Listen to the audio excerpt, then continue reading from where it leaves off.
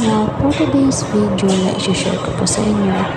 At ito naman po guys yung aking gagawin dito sa area of responsibility ko dito sa trabaho guys. So papakita ko sa inyo magkuskus po mano-mano dito sa flooring ko. At nakaready na po yung map ko. Yan, nakagloves po tayo. Tapos yung tabo natin na may laman siyang bleach, may konting sabon para malinis natin. Dapat meron siyang Zonrox na nakalagay. So yung pangaskus natin, yan po yung brush natin.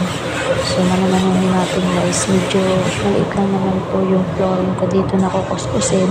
Nakukuskus ko po ito dahil close na po yung mall namin. So pwede na tayo mag mano-mano ng brush dahil sarado na yung mall. At ayun po, nakatype na tayo kasi para hindi po mainit habang nagkukuskus.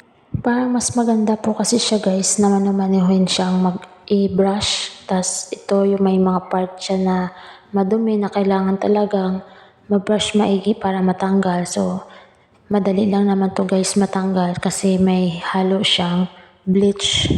Kaya medyo tapangan lang konti tsaka konting powder lang para malinis po talaga at matanggal yung mga itim-itim dyan. At yun po yung part na laging dinadaanan ng tao. Yan po yung kinukuskus ko ng maigi.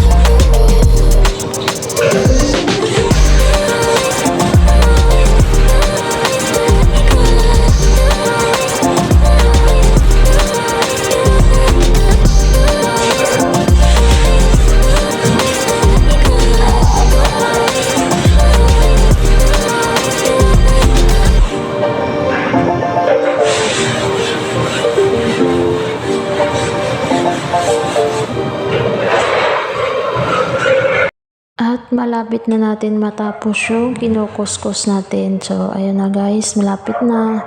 Sa sunod na araw naman po yung iba para matapos natin po ng buo guys. So konti-konti na lang. Syempre malapit na din po tayong mag-out sa trabaho. At konting-konti na lang po yan guys. So tapusin natin para matapos yan. Bulang-bula po yun. At kuskus na kuskus po talaga para malinis at maputi yung flooring natin guys. So ayan lang po ginagawa namin, na-maintain lang po namin ng brush at syempre maintain lang po ng cleanliness para malinis. And hanggang dito na lang po ang aking video. Maraming salamat.